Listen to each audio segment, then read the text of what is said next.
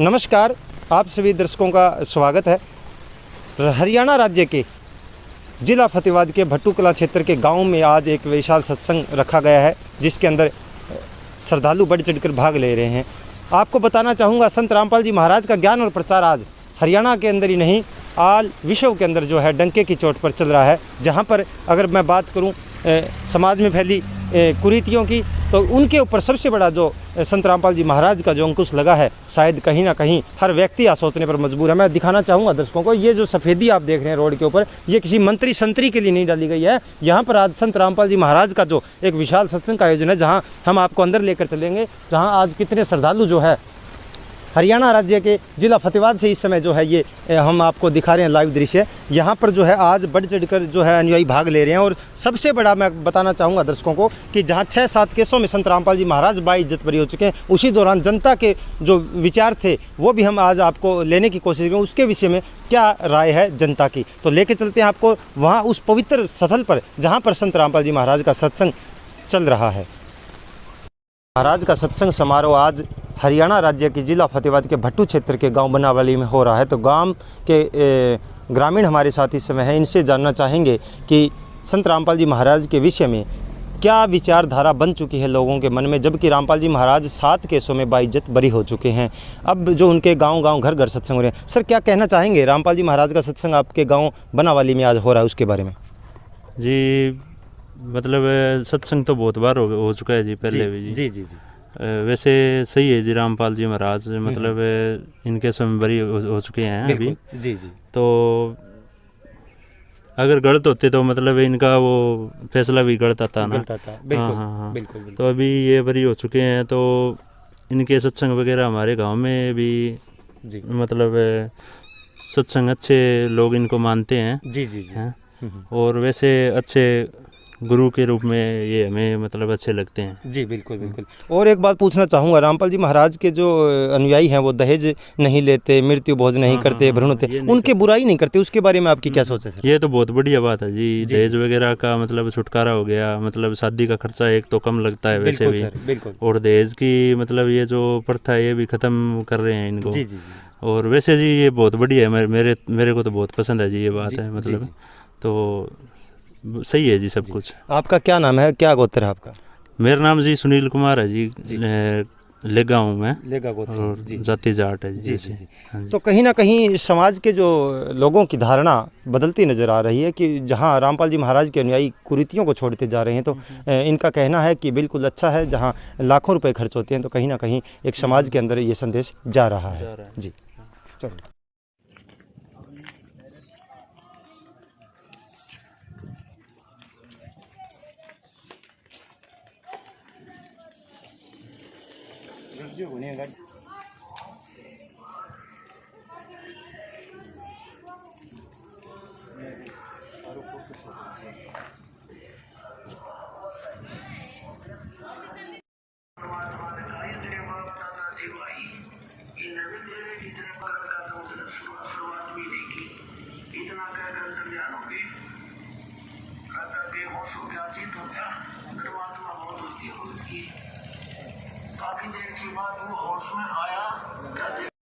Sir कहाँ से आए यहाँ पे? सर मैं हनुमानगढ़ जिला बादरा तहसील राजस्थान से आया हूँ जी।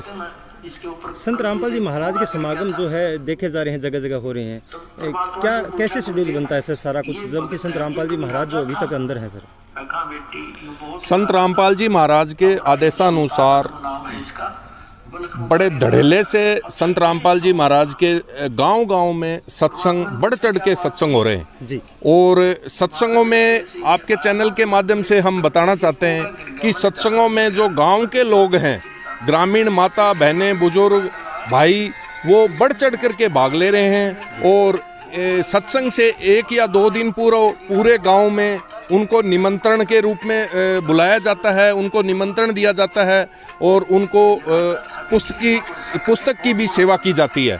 और उसके अनुसार बताए अनुसार वो सत्संग में आते हैं, टाइम से आते हैं और शांतिपूर्वक आराम से बैठ करके पंडाल में सत्संग का आनंद लेते हैं और बढ़ चढ़ करके भाग लेते हैं। सर, जैसे पहला देखा जा रहा था कि संत रामपाल जी महाराज का गांव-गांव विरोध होता था, अभी जैसे लगातार देख रहे हैं कि 6-7 केसों में बाइज्जत बरी हो चुके हैं रामपाल जी महाराज, कब तक आने की संभावना और जनता के अंदर ऐसा प्रेम सा बनता जा रहा है, इसके पीछे क्या कारण है सर? अब ये तो देखो, आपके चैनल के माध्यम से हम बताना चाह रहे हैं कि संत रामपाल जी महाराज, आप भी देख रहे हैं कि कितने बड़े बड़े जो केस हरियाणा गवर्नमेंट ने किए थे, तो वो 7 केसों में संत रामपाल जी महाराज बिल्कुल बरी हो चुके हैं और आने वाले समय में संत रामपाल जी महाराज आपके सामने होंगे और सतगुरुदेव जी के आदेश अनुसार और उनकी दया से उन जो 2 केस और बचे हैं वो उनमें भी वो जल्द ही बरी होंगे, वो आपके सामने होंगे और यहाँ पंडाल में वो सत्संग करते हुए दिखाई देंगे आपको। जी हाँ जी सर, आप क्या कहना चाहते हैं सर? सर, मैं तो यही कहना चाहूँ भाई, परमात्मा की बहुत बढ़िया दया हो रही है। जी जी। गांव-गांव में सत्संग प्रचार परमात्मा ने ढूंढा पाट रखे है। जी जी। और परमात्मा जल्दी ये केस 2 हो रहे या निपटा के जल्दी हमारे बीच में होंगे, हर संगत को मान ले आशीर्वाद देंगे। ठीक है, ठीक है जी, सत्संग।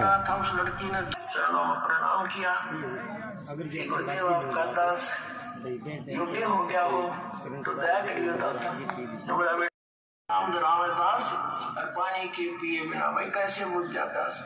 तो पुण्यात्माओं, यही प्रोसेस जो सतनाम और सारनाम का शुरुआत से ही है और आज ये नाम आपको सहज में मिलने जा रहा है और आपको इस ज्ञान रूपी क्रेन से यहाँ से निकाल कर सतलोक भेजा जाएगा।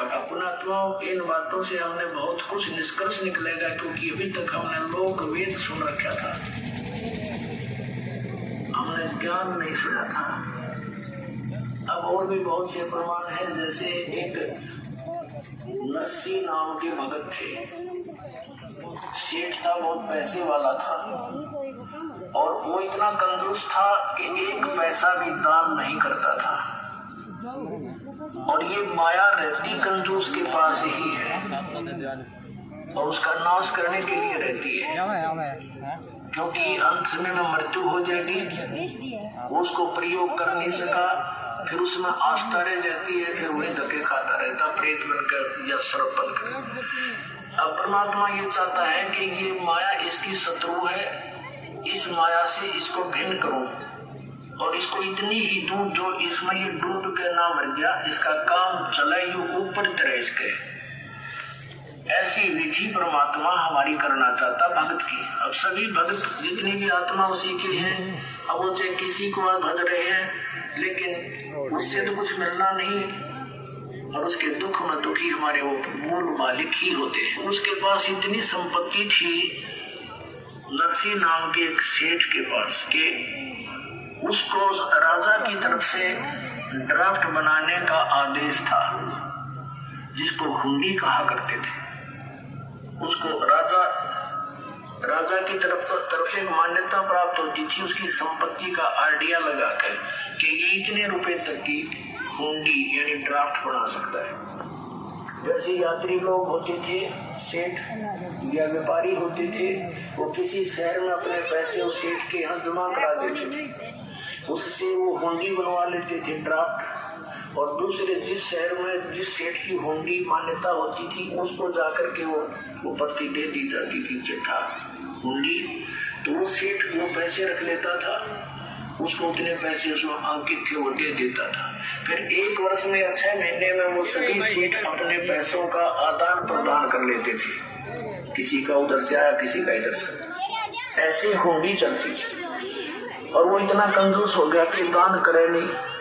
उसकी पत्नी ने कहा कि चलो जी गंगा स्नान करके आते हैं, सभी जा रहे हैं, मेरा भी मन करता है। पहले तो मना कर गया कि यही नहाले 2 लोटे पानी गिर के, क्या करेगी इतनी दूर जाओगी। वो ज्यादा जिद करने से कहने लगा पैदल चलेंगे। उसने सोचा मर ले तू पैदल चल, मर ले तो चल वहां तक। अब पैदल गया गंगा स्नान घाट पर स्नान करने। वहां स्नान जब करने लगे परमात्मा आए एक ब्राह्मण रूप बना के और कहने लगे सेठ जी कुछ दान करो, नहाने आए हो, नहाने का पुण्य तो तभी लगेगा, कुछ ब्राह्मण को दान करो। अब सेठ कहने लगा नरसी ब्राह्मण क्या तो मैं थोड़े पैसे लेकर आया हूँ, काम चलाओ अपने खाने पीने का, आपने पैसे चाहिए ना वहां आ जाना मेरे घर पे। पहले भगवान ने कहा कि भाई इतनी दूर कैसे आऊंगा, कुछ पैसे दे दे। ने बोला ना 1 टका दूंगा, और 1 टका लिख ले मेरा, और वहां जी दे दूंगा घर पे। यानी तो अब तो बस अपना रास्ते का ही खर्च लेकर आया। उसकी पत्नी ने बतेरा कहा तू दे दे, मेरे पास रखे पैसे। बोला चुप रहे, तो बड़ी ना बोला है। अब वो स्नान करके उतारे घर में, वो घर में प्रवेश हुआ था नरसिंह सेठ कंजूस। पीछे पीछे परमात्मा पहुंच गए 1 सेकंड में। उसने तो 1 हफ्ते में सफर किया, बाबू तो 1 सेकंड पहुंच गए। और जाते को खड़खड़ाए और कहा नौकर आए भाई बोलो कैसी ब्राह्मण के भी सेठ जी ने मेरा 1 टका दान करने का वायदा कर रखा, वो कही हो मेरा टका दे दे, हम आ गए। अब उन्होंने जाकर कहा नौकरों ने कि सेठ जी एक ब्राह्मण कह रहा कि आपने कोई दान करने का वायदा किया था 1 टका, वो दान दक्षिणा लेने ब्राह्मण आया हुआ गेट पे। अब नरसिंह ने सोचा भाई तो बड़ा पीछे पड़ा। फिर उसने तीनों कहा, तीनों कहते कि कल देगा, कल आज तो थक गया हूं मैं। अब नौकरों ने कह दिया जी कल दे लियो, कल दे देगा। अच्छा भाई कल दे देगा कोई बात ना। उसका बाग था सेठ का, वहीं उस बाग में बिछा लिए वस्त्र, भगवान ने लौट गए उन्हें। अब वो सेठ बोला गया कि वो कहने लगे नौकर जी वो तो बाग में लेटा हुआ आपके में। सवेरा फेरा लिया, कहा कि भाई कहीं सेठ जी ने मेरा टका दे दे, दान दे। अब नरसिंह जी ने सोचा भाई आज तय 1 टके पर सटराई कर दी, इसने मेरा पीछे पड़ गया। तब क्यों 10 रुपए मांगेगा, इसने तो राह ही पाएगी। तो कह दे, उस सेठ ने कहा कि नौकरों से जाके कह दो उस बाबा संत को, ब्राह्मण को कि हमारे सेठ जी अस्वस्थ हो गए हैं और स्वस्थ हो जाएंगे, हफ्ते 10 दिन में फिर आ जाना, फिर देंगे। अब उन्होंने आकर आदेश सुना दिया। परमात्मा बोले भाई ठीक है, फिर किया जाता है, फिर तो इतनी दूर से कहाँ आया जाता है, स्वस्थ हो जाएंगे तुम दे देंगे। वहीं फिर जरा बिछाया वस्त्र बाग में। अब सेठ ने पूछा कि गया वो कम वक्त, अगर नहीं जी वो तो कहता है ठीक है स्वस्थ होने के बाद दे देंगे, लेकर ही जाऊंगा अब तो। अब सेठ ने सोचा भाई अच्छा भूत दिख गया। उसने अपने नौकरों से कहा 2-3 दिन के बाद कि यूं कह दो कि सेठ जी मर गया। अब नौकरों ने जाकर कह दिया भाई ब्राह्मण एक प्रति हमारे सेठ का देहांत हो गया, बड़ी बुरी हुई, थक कर आए थे, सफर आए थे, ऐसे ऐसे अस्वस्थ हो गए, मर गए थे। परमात्मा बोले भाई कोई बात ना, हमारा यजमान था, अब तो लकड़ी जलाकर ही जाऊंगा।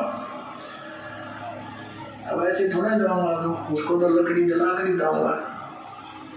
अब उन्होंने बता दिया सेठ को कि ऐसे ऐसे वो तेनों का है, लकड़ी जलाकर ही जाऊंगा। सेठ ने कहा तुम यूं करो, मेरी अर्थी तैयार करो और लकड़ियां ढोना शुरू कर दो। अब उनके नौकरों ने 5-7 लगे, वो लकड़ी ढोन लाएंगे। अब इतना बड़ा सेठ मर गया तो सारा गांव इकट्ठा हो जाए, पूरे गुणा जाओ। तो 5-7 नौकरा बड़ा लकड़ी इकट्ठी करवा दी और अपनी अर्थी उठवा के चल पड़ा। परमात्मा ने बैठा लिया ऐसा मोटा लकड़, अर्धा धरा उसकी छाती में, वो लुटा दिया था चटा के ऊपर। और वो नू क्या था आग ना लाइयो, कहते आग लाई दो। तो परमात्मा ने कहा कि भाई सेठ जी तो जीता मैं आ रहा, पर भाई आत्मघात ना करे, हमने माफ कर दिया, तेरा टका हम ले लेंगे आज के बाद, तो उठ ले मरा मत। बोला सचमुच, कहा सचमुच। जब उठ लिया नौकरों से बोला सारे लकड़ उठाओ चलो वापस। पीछे छोटे मोटे भी पड़े थे ना, वो भी अपनी डाल कर धोती में और सारे उठा के लाए, इतना कंजूस था। और दान करे नहीं। अब परमात्मा को पता था मेरी प्यारी आत्मा इसमें डूब कर मरेगा। एक पुत्री थी, उसका ब्याह कर रखा था और संतान नहीं थी, और मूर्ख आदमी उसका ऊपर चिपका बैठा था बिना ज्ञान के। अब परमात्मा अपने बच्चे के हित के लिए पता नहीं कहते क्या क्या कार्य करता हूँ, कैसे चरित्र पैर के जाया करो, थोड़ा सा ध्यान दियो, गलती में पैरी जा है फिर बाद में परेशानी होती है कि छोटी रह जाए बड़ी रह जाए, तो आपकी आराम चप्पल जूती से कि आपकी है ध्यान हो रहा हूँ, पैरों जल्दी ना करोगी। सतगुरुदेव की जय।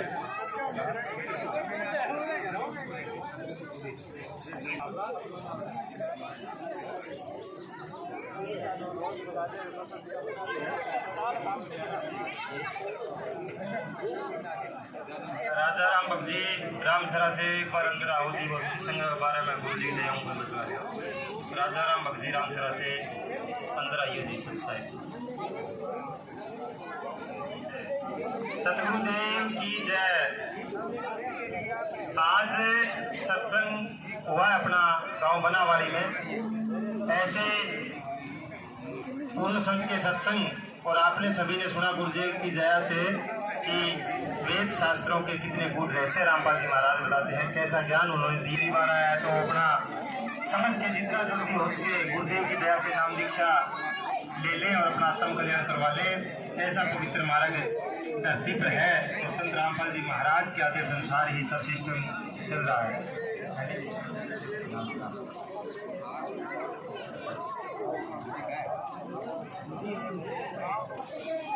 तो इसी तरीके से अगली बार रामसरा में भी सभी ने बढ़ चढ़कर भाग लेना है गुरुदेव की दया से, ताकि हर एक जीव को पता चल जाए कि रामपाल जी महाराज का सत्संग आज है, और वो जुड़ के जैसे आप सभी भगत आत्मा लाभ उठाए, ऐसे ही अन्य भी इनसे जुड़ के अपना लाभ उठा सके। बोलो सतगुरुदेव की जय। सत साहिब।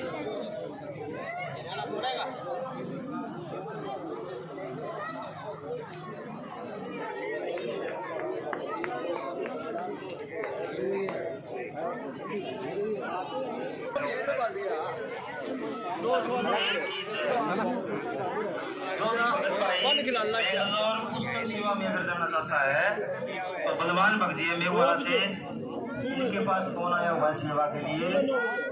जो भी पुस्तक सेवा में